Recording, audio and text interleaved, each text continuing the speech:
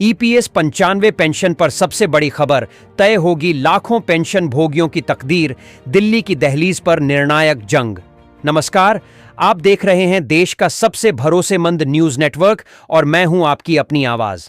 आज मैं आपके लिए लेकर आई हूं वो खबर जिसका इंतजार उन करोड़ों आंखों को है जिन्होंने अपनी जिंदगी के सुनहरे साल इस राष्ट्र के निर्माण में लगा दिए। यह खबर जुड़ी है कर्मचारी पेंशन योजना यानी ईपीएस 95 के उन पेंशन भोगियों से जिनकी उम्मीदें और जिनका हक बरसों से सरकारी फाइलों और वादों के बीच कहीं गुम सा हो गया था। आज 11 अक्टूबर की इस ऐतिहासिक तारीख पर हम उस महाखुशखबरी का पर्दाफाश करने जा रहे हैं जो आपके घरों में सिर्फ उम्मीद की किरण नहीं बल्कि सम्मान और स्वाभिमान का सूरज लेकर आएगी। लंबे समय से आपके मन में एक ही सवाल गूंज रहा था कि आखिर हमारे हक के 17,600 रुपए हमारे बैंक खातों में कब और कैसे पहुंचेंगे। इस पूरी प्रक्रिया की रूपरेखा क्या होगी, और सबसे बड़ा सवाल यह कि देश की सर्वोच्च सत्ता पर आसीन हमारी सरकार ने इस विषय पर क्या अंतिम निर्णय लिया है। तो आज अपने कान और अपनी आंखें खुली रखिए, क्योंकि आज हर उस सवाल का जवाब मिलेगा जिसका आप दशकों से इंतजार कर रहे थे। खबरों के गलियारों से छनकर जो सबसे बड़ी जानकारी सामने आई है वह यह है कि स्वयं प्रधानमंत्री श्री नरेंद्र मोदी जी ने इस पूरे प्रकरण पर एक अत्यंत महत्वपूर्ण और बड़ा बयान जारी किया है। यह बयान उस चिंगारी को हवा दे गया है जो लाखों पेंशन भोगियों के दिलों में सालों से सुलग रही थी। आने वाली 13 अक्टूबर को होने वाली केंद्रीय न्यासी बोर्ड यानी सीबीटी की बैठक अब महज एक सामान्य बैठक नहीं रह गई है, बल्कि यह वह तारीख बन गई है जो इतिहास के पन्नों में दर्ज होगी। इसी बैठक में ईपीएस 95 पेंशन भोगियों के भविष्य से जुड़े कई अहम और निर्णायक फैसले लिए जाने हैं जो आपकी और हमारी जिंदगी की दिशा और दशा दोनों बदल देंगे।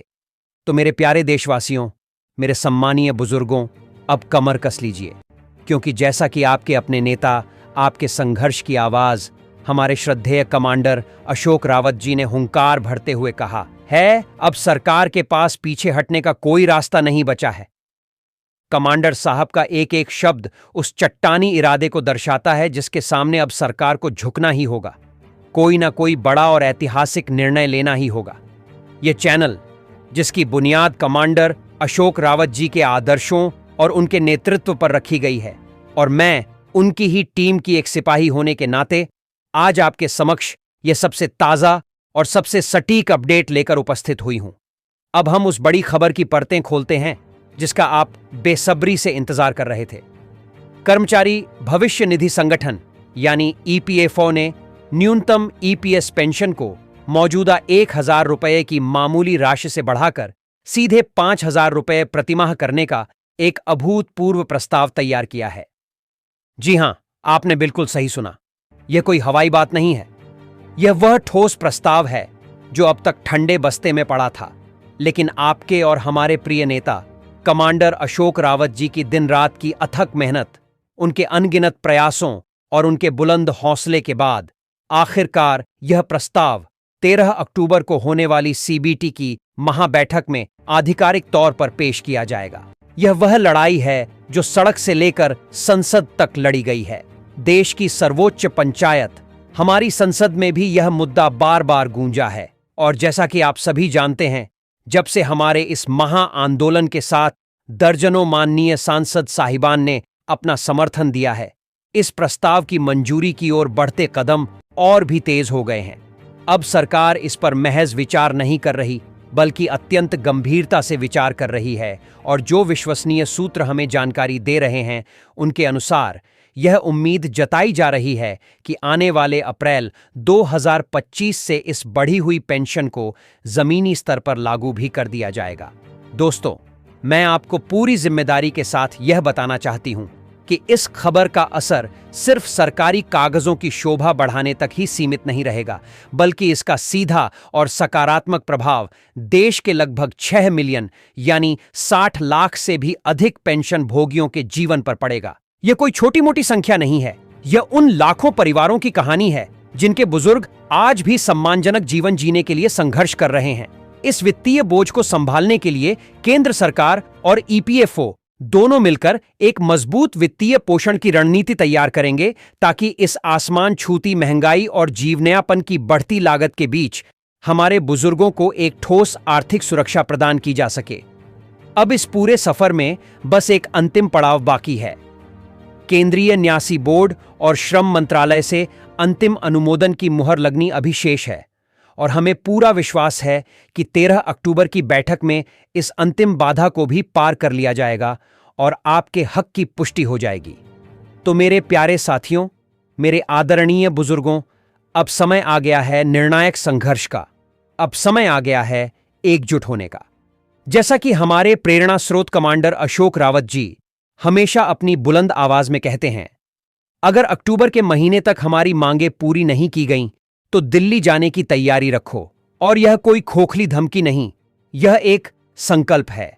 यह चैनल जो स्वयं कमांडर अशोक रावत जी का आधिकारिक मंच है, इसी के माध्यम से आपको उस महा आंदोलन से जुड़ी हर एक अपडेट, हर एक जानकारी दी जाएगी। चाहे वह दिल्ली की रैली हो, कोई बड़ा आंदोलन हो या कोई अन्य आधिकारिक सूचना, सबसे पहले और सबसे तेज आप तक इसी मंच के जरिए पहुंचेगी। आपको यह जानकर भी अपार हर्ष होगा कि प्रधानमंत्री नरेंद्र मोदी जी स्वयं भी पेंशनर्स के इस संवेदनशील मुद्दे पर इसी अक्टूबर के महीने में कोई बड़ा और ऐतिहासिक ऐलान कर सकते हैं। उनकी हालिया बातचीत और बयानों से ऐसे संकेत मिल रहे हैं। इसलिए आप सभी से मेरा हाथ जोड़कर निवेदन है कि इस चैनल को अभी इसी वक्त सब्सक्राइब करें, क्योंकि यही वह एकमात्र आधिकारिक चैनल है जो सीधे कमांडर साहब के नेतृत्व में चलता है और हम सब देश के कोने कोने से आए कर्मचारी उनकी एक विशाल और समर्पित टीम का अटूट हिस्सा हैं। अब थोड़ा और आगे बढ़ते हैं और सरकार की रणनीति को समझने की कोशिश करते हैं कि सरकार का प्लान आखिर है क्या। हमारे सूत्रों के अनुसार सरकार चाहती है कि मौजूदा पेंशन, जो आज मात्र 1,000 रुपये है, उसे एक ही झटके में बढ़ाने की बजाय किस्तों में यानी चरणबद्ध तरीके से बढ़ाया जाए। सरकार की योजना है कि पहले इसे बढ़ाकर 1,200 रुपये किया जाए, फिर अगली किस्त में 1,500 रुपये और उसके बाद इसे 2,000 रुपये के स्तर तक ले जाया जाए। ये जानकारी स्वयं प्रधानमंत्री मोदी जी के हालिया बयानों से निकलकर सामने आई है। लेकिन यहां एक बड़ा लेकिन है। हमारे नेता कमांडर अशोक रावत जी ने सरकार के इस प्रस्ताव पर अपना रुख शीशे की तरह साफ कर दिया है। उन्होंने 2 टूक शब्दों में कहा है कि हमारी मांग बिल्कुल स्पष्ट और पारदर्शी है। हमें 7,500 रुपये की न्यूनतम पेंशन और उस पर महंगाई भत्ते की वृद्धि चाहिए, और वह भी एक साथ, एक ही बार में। हमें टुकड़ों में दी गई कोई भी राहत मंजूर नहीं है। सरकार की ओर से यह बयान आया है कि हमारा प्रमुख उद्देश्य देश के सेवानिवृत्त कर्मचारियों की वित्तीय स्थिरता को सुनिश्चित करना है और इस पर अंतिम निर्णय केंद्रीय न्यासी बोर्ड और श्रम मंत्रालय मिलकर लेंगे। सरकार के अनुसार पेंशन में यह ऐतिहासिक सुधार अप्रैल 2025 से प्रभावी रूप से लागू होगा। यह संशोधन उन सभी लाखों लोगों के लिए एक ठंडी हवा के झोंके की तरह आएगा जो बरसों से, दशकों से इसी एक उम्मीद के सहारे जी रहे हैं कि एक दिन सरकार उनकी सुनेगी और उन्हें एक सम्मानजनक और गौरवपूर्ण पेंशन प्रदान करेगी। आज आप देख सकते हैं कि यह लड़ाई अब सिर्फ हमारे बुजुर्गों की लड़ाई नहीं रही। आज उनके साथ, उनके कंधे से कंधा मिलाकर देश का युवा वर्ग भी खड़ा है। हमारे माननीय सांसद भी अब हमारे साथ खड़े हैं।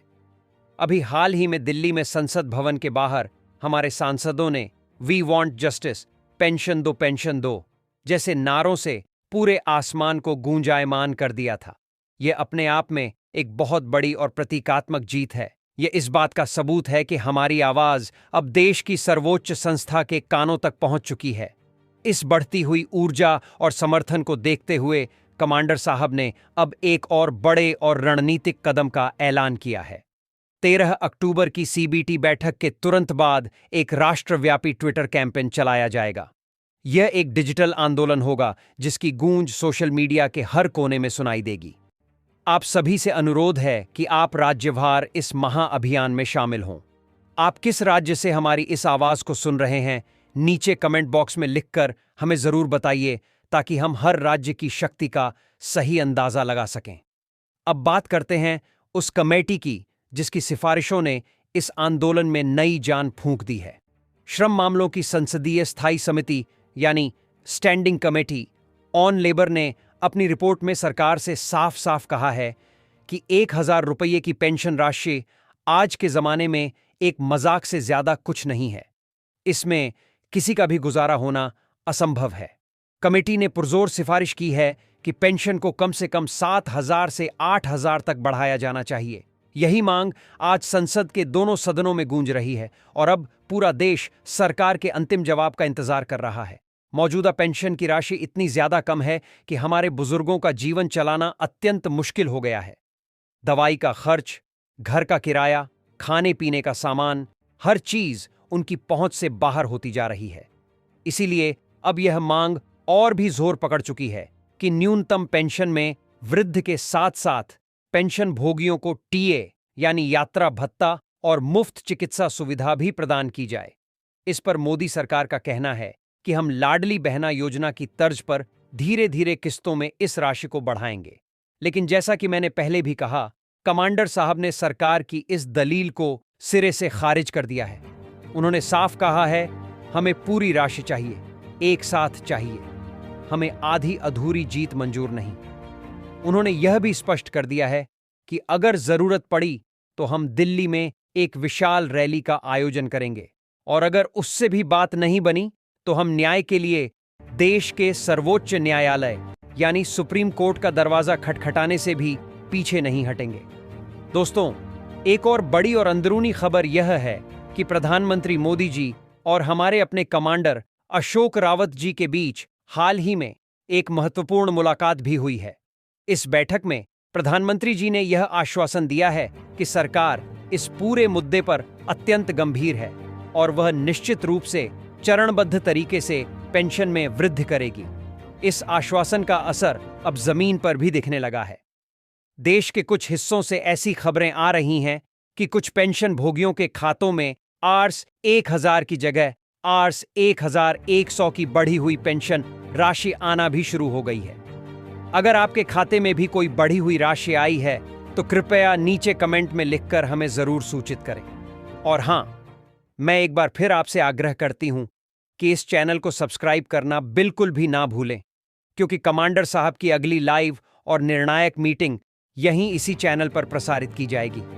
हम सब कर्मचारी हैं, हम सब एक परिवार हैं, हम सब मिलकर इस संघर्ष को आगे बढ़ाते हैं। लेकिन इस चैनल का संचालन और इसका नेतृत्व हमारे अपने, हम सबके प्रिय कमांडर अशोक रावत जी ही करते हैं।